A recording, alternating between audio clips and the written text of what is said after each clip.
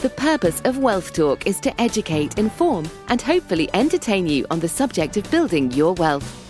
WealthBuilders recommends you should always take independent financial, tax, or legal advice before making any decisions around your finances.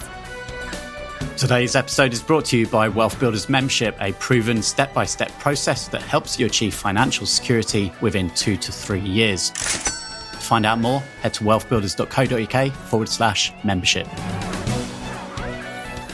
Hello there, and welcome to this episode of Wealth Talk, the podcast which has been specifically designed to help you build, protect, and transfer your wealth in an elegant way, leaving an amazing legacy. And to talk about some of those things, I've got a great guest today, one that we've been chatting to and fro on the phone for a little while. First time we've kind of stood together. We noticed we're both standards in what we do, like to keep ourselves flexible on the balls of our feet.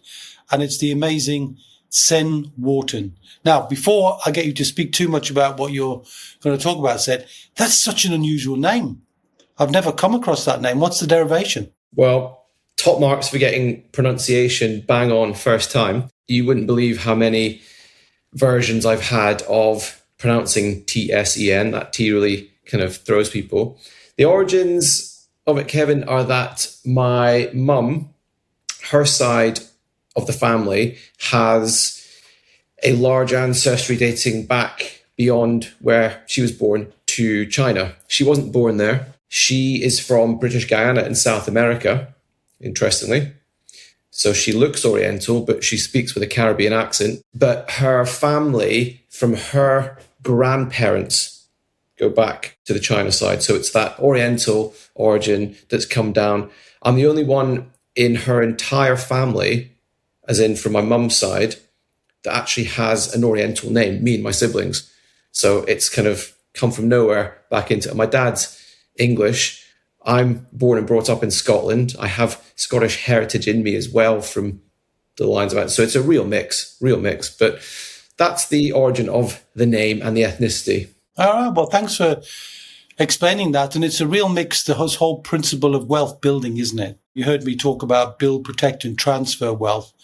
And my own simple definition of wealth is having multiple streams of recurring income that create certainty in an uncertain world.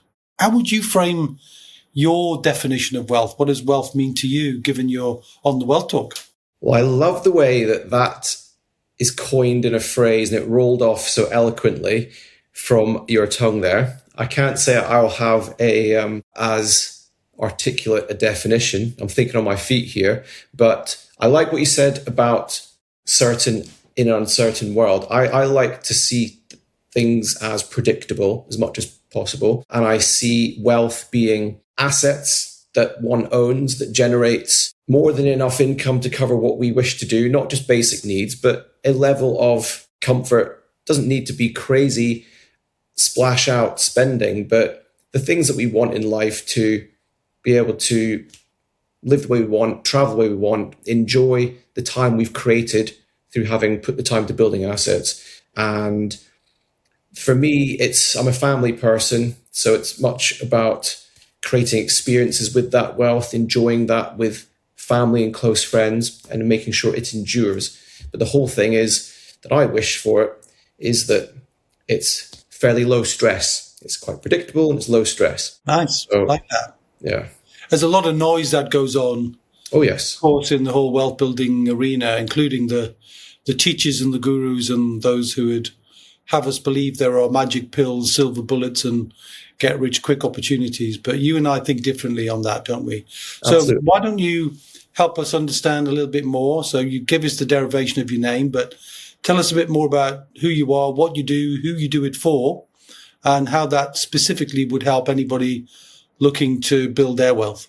Big question. So I'll need to be conscious not to go in a monologue here. And so stop me and jump in at any point. I am Sen Wharton. I am property entrepreneur. I'm husband. I'm father. And for me, I guess the things that are of high value to me, it's worth sharing up front because that will filter into the things I guess talk about more tactically when it comes to the means of building wealth. I see this whole journey of life that we're on as, in my view, becoming the best version of ourselves. And I see that through the lens of best version of me as a property entrepreneur, as a father and husband, as a family man. I've got 3 great sons, an amazing wife, and also in my health. So in whatever form of functional athlete I want to be. Not long back from a family ski trip. I'm about to go and do the Tough Mudder for a charity. So I love to keep active. That's a huge part of wealth. I didn't mention that before, but people say a bit cliched that wealth is health. I very much believe that. All of our assets and money we talk about don't mean anything if we're too ill, too weak to be able to actually enjoy them freely. So that's a huge part of it. So that speaks to, at a high level, kind of values. I'll go back to some of the history shortly, but I guess what I've realized is that I see this journey of property entrepreneurship, so business in property investing, to be the ideal vehicle through which I can experience my highest values, the things that I want to draw out of this journey called life, the challenge, the reward, and the wealth, to enjoy the time it creates. When I was getting started with things, a bit of the kind of origin story, I used to believe, Kevin, that my journey was corporate world, business, university degree, good graduate job, and start to progress up corporate ladder. That's what I thought I wanted in my 20s. And at around 2 years into my graduate role, which was fantastic, by the way, it was selling advertising space for Eurosport television. It was really exciting. There was a part of me, that quite a big part, just wasn't feeling fulfilled, challenged in the right way. And I started looking and seeking for something to fill that gap. And sat on a tube in London, going to and from the job, reading the Metro. I saw an advert for one of those free seminars, probably what we were talking about earlier, the get rich quick thing. Anyway, first insight, go and have a look. What's it all about? It happened to be a stock trading seminar, which wasn't quite striking the chord at the time. But what did strike a chord was the chap held up a purple and gold book called Rich Dad, Poor Dad. And that was the catalyst for it all, which is probably the same for many people you speak to. But at age of 24, and I read that book, the penny seriously dropped. And I took that, I read it a few times, and the thought process started to marinate, and I saw what was going to be the answer. And so I started on that journey about 18 months after reading the book. So that was 2006, age 26. And the journey started. It was just low, slow, gradual. And I worked in the corporate world to compress the story, about, it must have been 8 years, whilst slowly building a portfolio, and got to a point of financial independence through buy-to-let and HMO. Just a very lonely journey, not anyone to talk to about it. My girlfriend, fiance, turned wife, all throughout that journey. Amazing support, but wasn't interested. And so it was quite a lonely journey. And if I accelerate that a bit beyond, I did do bits of investing in my education. I learned about some additional strategies, because I thought, if I just keep doing what I'm doing, it's going to take me a real age to get to the kind of level of wealth that, I know you help your community accelerate to in your membership, but I could see it take a very, very long time. So I learned a bit about service accommodation. That was back in 2015, 2016. And I'm sure we'll touch on this later on, but I kind of dived feet first into that and failed miserably. I'm happy to admit it. And I jumped in with a strategy of, I guess, nothing more than hope and guesswork, and failed here in Scotland, in the city centre in Edinburgh. Got it pretty wrong, using a rent-to-rent model, and within a short space of 6 months was burning money, which was a horrible experience. But the great thing is it led to a serious moment of crisis and change. And going into the year 2017, I made a pledge to myself never to do that to myself again, and not to guess. and started the new year with a new approach, which was to promise myself I would go and find the demand first. Forget location, forget property, just go and find the demand first. And only then, when I have that demand, get it to a point of certainty, and then go and take out a rent to rent, and so on and so forth. And that really changed the trajectory of everything I've done since. So we're now nearly 10 years from that point. I think we'll get into it later on, but that demand-led approach really changed the way I looked at my world of property and property business. That was starting with serviced accommodation back then, adding on to my rental portfolio, and then moving into other sectors to serve with short stay accommodation, and then other long-term investments that I do now in how I go about reverse engineering from that end user first. So right now, in short, I've got three main businesses. I've got the trading business, which is serviced accommodation. That's focused on emergency accommodation, so it's public sector.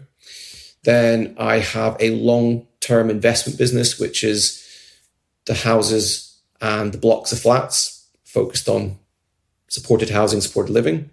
And then I'm in a similar space to you. I love helping others accelerate the journey. So through mastermind, coaching, and a membership. And that's how I guess, other than the family and the sport and the fun and the travel, that's how I allocate time and what I love doing. Thanks for that. I'm very used to, when I'm interviewed, getting short questions and long answers. So thanks for doing exactly. It was a big question. I didn't quite know where to start, where to finish. Yeah, well, that's fine. I think you did a good job. I think we need to pull back on that and look at some of the lessons, because I think I appreciate your humility in saying that you made some mistakes. And I think we all learn not just about and from the mistake, but who we are as people, because that tension, can spill over into other parts of your life. But anyway, let's not dwell on that. But as far as the language is concerned, not everybody who listens to the podcast will be experienced in property, and some of the language needs to be debunked a bit. So you talked about, most people will understand what buy-to-let is, and they'll understand HMO because it's multiple occupancy properties. But a couple of bits of the language they may not understand. One was serviced accommodation, and you also used an equal term, which was short-term let. So do you want to describe what serviced accommodation is, why it's a strategy within property, what the pros are of that, what the cons are of that? So serviced accommodation, in its simple terms, is, if we think about the utilization of a standard residential property, a house, a flat, any configuration of rooms, but instead of having long-term tenants on a tenancy agreement, we are having guests who come and pay by the night and use this property as, it could be a place for leisure, it could be a place for working away from home, or multiple other, niche use cases, but it's not their main primary residence where they buy and have a mortgage themselves, or they rent out.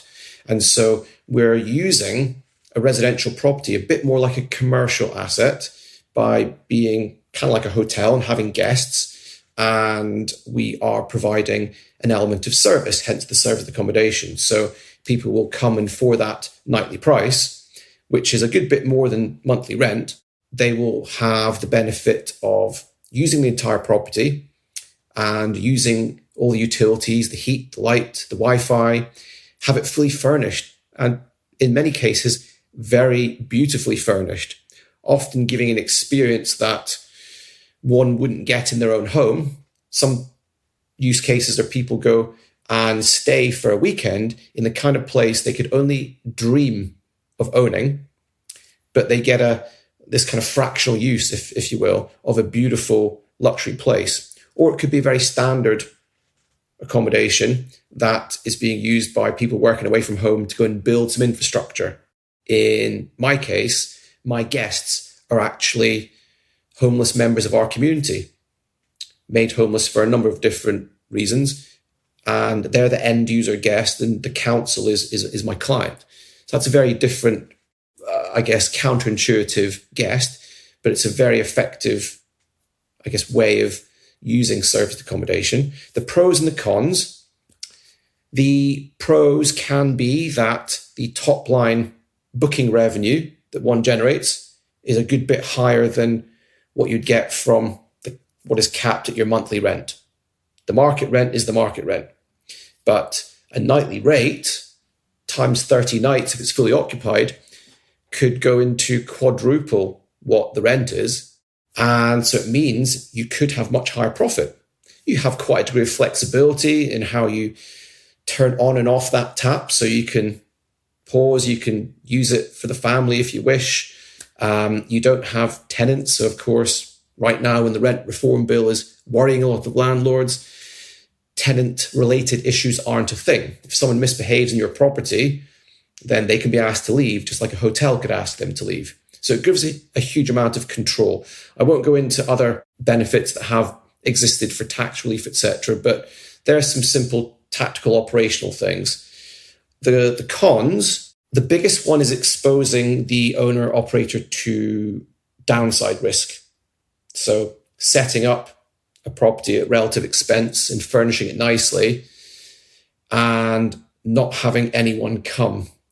You remember that film, The Field of Dreams, with Kevin Costner building the baseball field? Oh, yes, I do. And in his dreams, he was being told by former baseball players, if you build it, they will come. If you build it, they will come. So it's a famous tagline from the movie, but sadly, I don't believe that follows through in property. If you build it, they might come, but also they might not. And if they don't come, it can be pretty dire for someone who's outlaid a lot of money. I've seen it in so many scenarios. I've experienced it myself personally. And it's painful to put something out there to the market only for you to have to pay for the cost base and not have enough coming in. It's a horrible experience. And that's why often is the case, people throw the towel in and say, oh, I'm just going to go back to buy-to-let. So that's probably the biggest con to it, is that there's a bit of regulatory and compliance related things, but not too much more than your standard letting. Okay. So thank you for the explanation. I think it was clear enough. And I suppose the different use cases would really come from somebody's individual preferences and what they see where they are. But rather than choose a use case without understanding where the demand already exists. So they already demand it, so build it, as opposed to build it and they will come. How do you go about doing that? What's your process to do that? So having had the painful experience that I shared when I jumped in, guessed, went and quickly set up 4 properties in the city centre of Edinburgh, thinking that can't go wrong. It's the tourist capital of Scotland. It's the second largest financial services centre in the UK. There's all year traffic. To set something up and make money in the summer, and then for it to go noticeably down towards Christmas to the point where you're subsidising it with me, my buy-to-let income, and my business partner, his construction business income, was a real wake-up call to that fact of, oh, we kind of got this bit wrong. We didn't understand the end user. We didn't understand the unit economics of how the cost base and the cost variables interact with the booking or lack of. And what that led to was me creating a framework that, in hindsight, is what I did to get started again by finding demand first. So the simple acronym that I can share, which is easy to remember, is DICE. So I've written all about it in this book, Predictable Property Profits. That's the story of what I did fail and how I turned things around and then apply this model to every investment strategy I do. But it simply, Kevin, stands for demand first. So it's about who is the end user, what is it they want?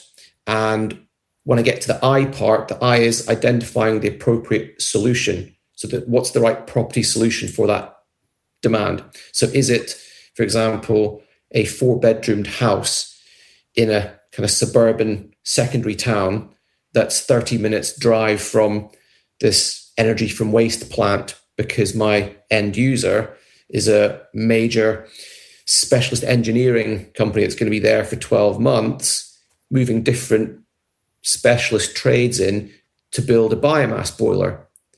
And they want their guys living in a home from home environment, 1 bedroom each, a nice living room, kitchen, space for parking. It's safe.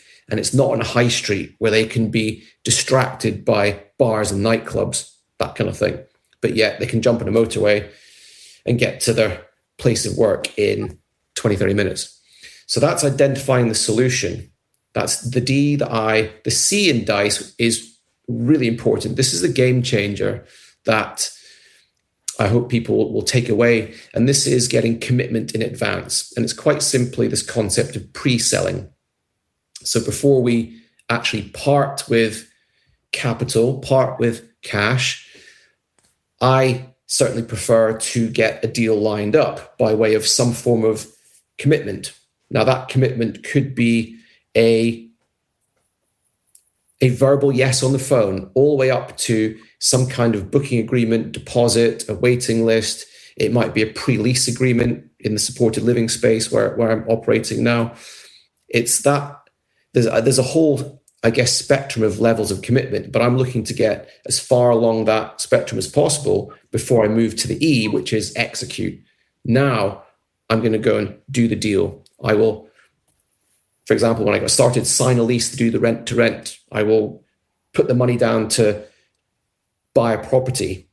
I will set the business up. It's that simple centuries old model of pre-selling that for whatever reason, we don't see too often in the property space, but I realized from my painful mistakes that actually this is the way I prefer to do it.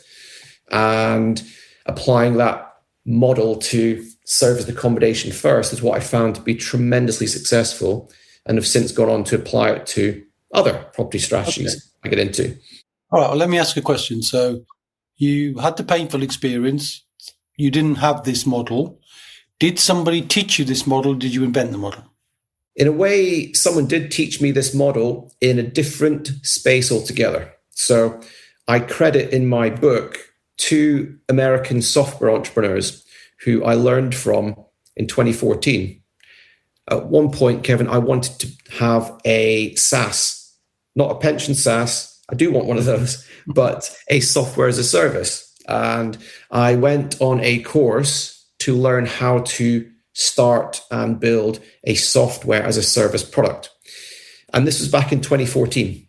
And the very clever entrepreneurs teaching this program from the US taught me this concept of finding the need, the pain point, the demand first, and figuring out what's the solution that is going to be required, and then get the validation by way of pre-selling it, get some small down payment before you go and build the thing.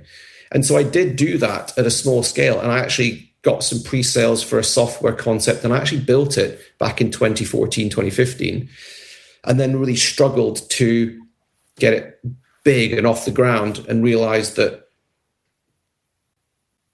building software back then wasn't my highest value. And I reverted back to property, which I had to accept defeat with that. But do you know what? It was that, I guess, dark moment of stress, financial stress and strain, after having run serviced accommodation really poorly, that led me to become resourceful and dig deep. And I reminded myself of what I already knew from having been taught it on a course 2 years ago. And I thought, why not give this a go? This makes total sense. So tell me then how you made the change from these different use cases, and you're thinking about Edinburgh being just a whole hub for different people, to what you're doing now, which you've talked about, a different sector altogether, which probably, as you said, it's slightly unusual, maybe counterintuitive. So why don't you tell us what you discovered, how you discovered it, and why it's a good use case, and why it's an interesting one for you?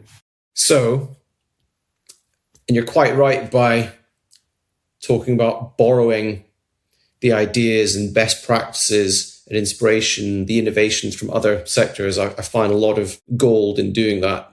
This is case in point. So in applying that, specifically a few examples for those listening to think practically, who or what might they know to identify where there might be demand opportunities. The one specifically where I've had great success, it started off with, I guess, having awareness that I wanted longer stay guests in the properties that I was operating. So literally months rather than nights. And that would then allow, and I wanted it to be direct bookings as well, by the way. So it wasn't having money chipped off from booking.com and Airbnb. So I wanted to generate my own direct bookings for several months and to have one clean a week. And that would optimize the net profit versus the seasonality and the multiple stays and multiple cleans and the cost of booking.com and Airbnb in the leisure space. So knowing that's what I was striving for, Kevin, it was a case of, okay, well, where do I start? How do I find these opportunities? And my thinking naturally went to, and I don't know where this idea first came from, because I can tell you, I'm not an overly creative person. I do like to borrow, and I don't know where this particular idea came from, but I reminded myself of it, that I wanted to find the person or organization who were already connected to multiple contractor organizations who book accommodation, because they're the ones who I saw in the first instance that could have the capacity to book long term because they're building something. So I thought, rather than trying to find multiple construction companies, what about finding agents who place these contractors into accommodation? So that was my Google search term back then in 2017. And I got a handful that I then did some good old outreach to. Messaging, emails, LinkedIn, whatever it might be. And so the concept there, which I think is great for your listeners to take through, I like to describe it as a simple kind of analogy with the hand. You know, the hand's got multiple fingers that it's connected to, but if we can find the person or organization who is the hand, the palm, who's already connected to all of these potential opportunities, that's really high leveraged use of our time. And that could be a specialist agent, or it might be a particular public sector institution. It could be a body, an organization, an individual, a team. That's what I go looking for if we take that as big picture.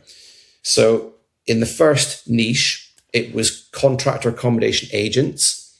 And that's where I found that first bit of gold, literally within a few weeks of that 2017 year, a response that came back telling me, I've got 6 guys, more to come, need accommodation for 5.5 months. This is my budget. So I got an entire brief to go hunting. So that was the starting point. And anyone who's listening to this can do the same thing. And it's part of what I teach and help people with. But if you go now to ChatGPT and you're to do a prompt to say, please show me an exhaustive list of all of the agents who place contractors into short stay accommodation, you'll get a nice list that you can then go out and contact. So that's where I started.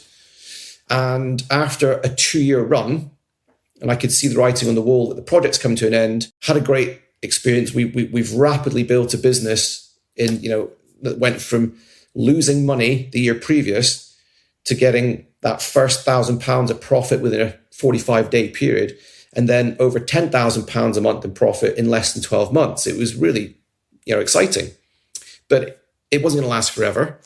And so the thinking was, where else could I find demand to replace contractors, but also add some more growth? Because my business was at maturity towards decline. I wanted to go back into growth again. And my thinking then went to, okay, councils. I understand, I have an assumption, a hypothesis that councils place homeless people into private sector accommodation. And why not try there? And so it was then speaking to, again, the hand, that team, the emergency accommodation team, who are connected to hundreds of the individuals in the community who need the housing. That led to the second wave of growth. And anyone in the UK can do the same thing. This demand is not seasonal. There may be local authorities that people who are listening speak to that are at capacity with partners who provide accommodation. That's understandable.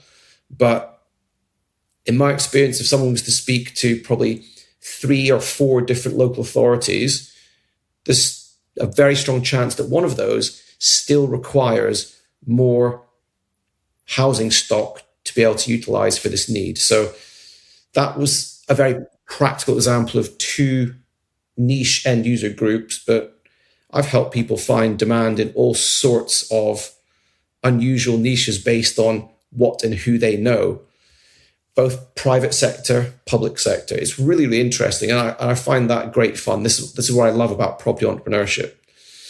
And so taking that concept, that's what's then, I think you asked about where I am now, that's what's then moved into where the focus now is in building relationships with supported living providers who have a very clear demand requirement for housing with some element of care and support. And when I understand what that requirement is, whether it's a single house or a block of apartments, I then have a brief to go actually looking for that. And that's what's really changed the game versus what I used to do pre-2016. I thought you said you weren't very creative. All I'm hearing is creativity. Okay, wow. Very kind. I don't necessarily see it that way. I guess I'm more of just an implementer and a borrower. Well, not really. I think, I'm obviously seeing what I see, and what I call, what you're doing is creative collaboration. And I think that's particularly if you're getting a result, not just for you, not just for the local authority, but also for the tenant and the tenant or the occupier, whatever the language you use. He needs that longer term support rather than being, alternatives which would be less than ideal for them. So I can see a win-win-win all around there. I mean, in many respects, that creative collaboration is really one of the things that we talk in WealthBuilders about. Wealth is built in pillars. And the 7th pillar of the 7 is joint ventures and collaborations. And it's seeking those things out. I like the way you articulate it as a hand in WealthBuilders. Just so you know, there's a parallel. I'm seeing a lot of parallels with you. So I get my team to look for chips, and they go, "Well, what's that?" And I go, "Coaches, hosts, influencers, podcasters, and those people who supply to the avatar that we need, and find and help me make connections to those." And so I make the connections, and, you're one of those, aren't you, really, in a sense that there's probably good synergy to be had way beyond the value of this podcast that would be good for you, good for me, good for the listener, good for the tenants, and hopefully some people will want to reach out. But before we get to the point of allowing, people to reach out to you, which I would definitely want them to encourage to do that, how important is this whole principle to you of diversification within property, not just diversification away from property and having multiple streams, which is where I come from, is being diverse in many different things. You seem to have chosen diversification within the property sphere. So what's your view about that? I am definitely a fan of diversification. I am someone who's quite risk averse, but yet open enough to explore new endeavors that could help reinforce the proverbial fortress, the structure that we're building long term. And so the way I have tended to approach it to date, because the journey is still ongoing and I'm always learning, is to get fairly good at one thing and replicate, duplicate, and then start to innovate and iterate around it, build moats where you can to protect and mitigate against the downside. So whilst that's going on, diversification could be a bit of a dilution of effort and energy and focus, and it could be a bit of distraction. I did try in my earlier years trying to do too many different things at once and ended up diluting myself and not being very good at any of them. This was around that 2016 period. And so learned a lot from that. And so getting something up and running like one of these property strategies I mentioned, getting the dividends of that learning curve we go through really does help. And the network we create, the power teams we create, all the intellectual property we build, I like to do that bit first to a point so that it frees up enough bandwidth to then bring in that bit of diversification. And so for me, so far, it's been predominantly diversifying within different property strategies. I'm very diversified in my geographic location. I can give you an idea, like right now, I'm currently selling the first property I ever bought, which is in London. And based on the offers I'm getting, I'm having to take quite a haircut on it based on what it was listed at last year, which that market in London is showing me it's very, very different to some other parts of the UK where I'm buying, in the Midlands, for example. And if I were to be buying more where I am in around Edinburgh, where prices are holding fairly well. So I have diversification geographically and asset type. And with that being the case, then surplus is, I do have diversification in other things by way of some like cryptocurrency and S&P. And that's where I'd like to continue putting more surplus cash flow and add more to that by way of precious metals. But the focus on that has been so small in the last few years because it's been so heavy on the property side. But I'm highly, highly aware of the attraction to want to grow that asset base into different areas and feel that sense of security because there's diversification, there's hedging. Obviously, one of the big things I'm talking about this year, for those who follow the podcast, might not be obvious to you, is the pernicious tax, which is inheritance tax. And as you're building assets, you're building not just security, but also assets which would be subject to inheritance tax, because property assets generally don't qualify for business protection relief, which trading businesses do, unless your businesses fall into BPR. So do they or don't they fall into BPR? The serviced accommodation side of our business, which I own with a business partner, is absolutely a trading business, and it's very successful. We have no intention of looking to sell it on an exit, but it serves us very well by having both a management side to it of our own properties that has a team employed and a holding side of it. And then everything that is, I guess, people-based, service-based, coaching, membership, in-person mastermind, absolutely all trading. And from that is coming, I still have this desire to have a software business, and I feel it's getting closer now thanks to AI. So yes, the trading businesses are very much there alongside the investment asset-based businesses. So we'll all be rolling your dice, will we? That's a nice way of putting it, yeah. Rolling a dice, but with predictability rather than the kind of gambling nature of it. Yeah, owning the house as opposed to, allowing the house to take the revenue. But anyway, we're digressing. But I think it's great to hear that anybody building their wealth needs to understand how the inheritance tax will be charged upon that. And that's more difficult if the asset is entirely simple property based, because they don't qualify for BPR. So you're building a problem there.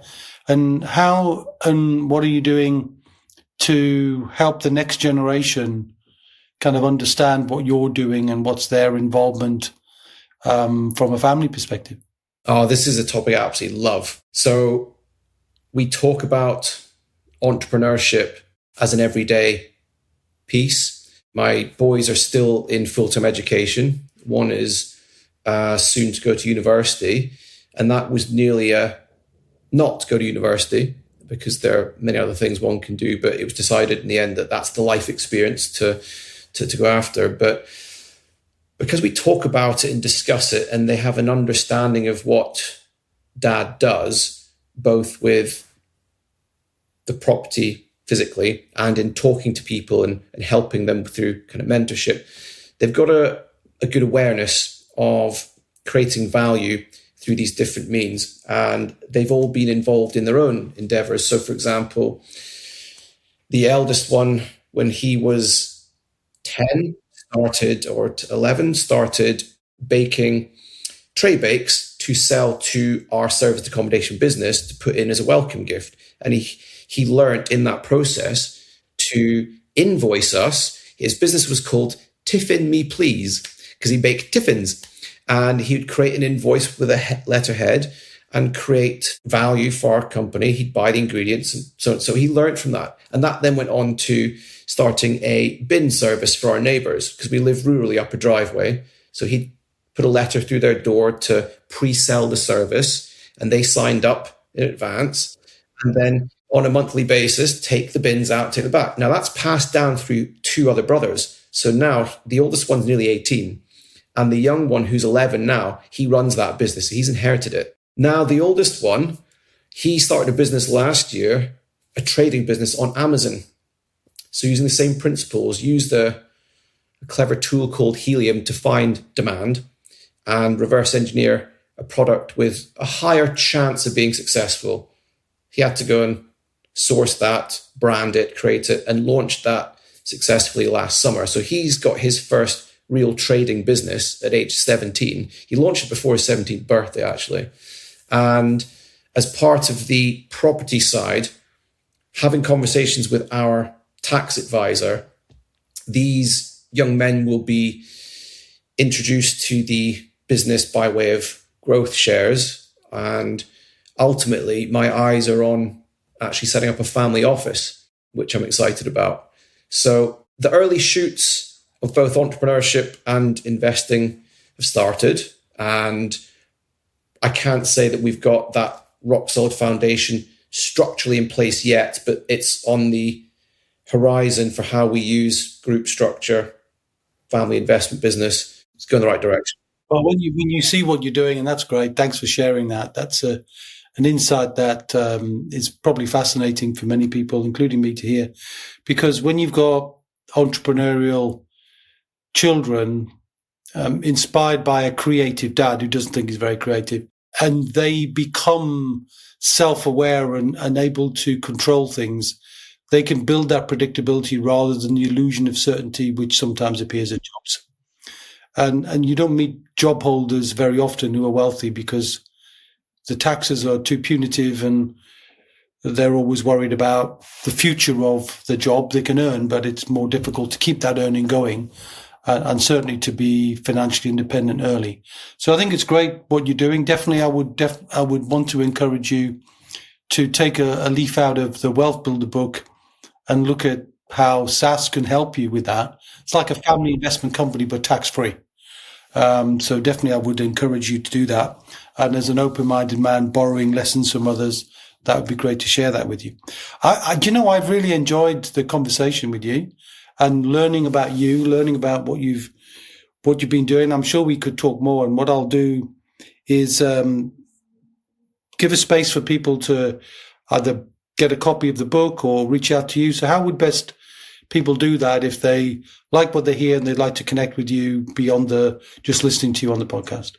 Easiest places, I am easily findable on Facebook. It's simply Sen Wharton, my name, and on LinkedIn. My book itself, I'm happy to share with you a link where this can be downloaded for free. So I can give away an actual digital copy ebook. If people want to buy a physical copy because they prefer it, they can do that. But if they want a free version, they can. So that's nice and easy. And then for those who may fall into the category of being interested to get capital working at a predictable, in a predictable fashion with demand-led asset-backed opportunities, then we keep those people informed of what projects are working on by way of a private wait list. And so we can perhaps share that in the show notes as well if people are interested to explore what that's all about, and they can inquire further that way. Okay. Well, and is there a website that they can visit as well? Yes, my main company website for what I'm all about and how I help people is devenirplus.co.uk, so DEVENIR plus.co.uk, so that's literally French for become more.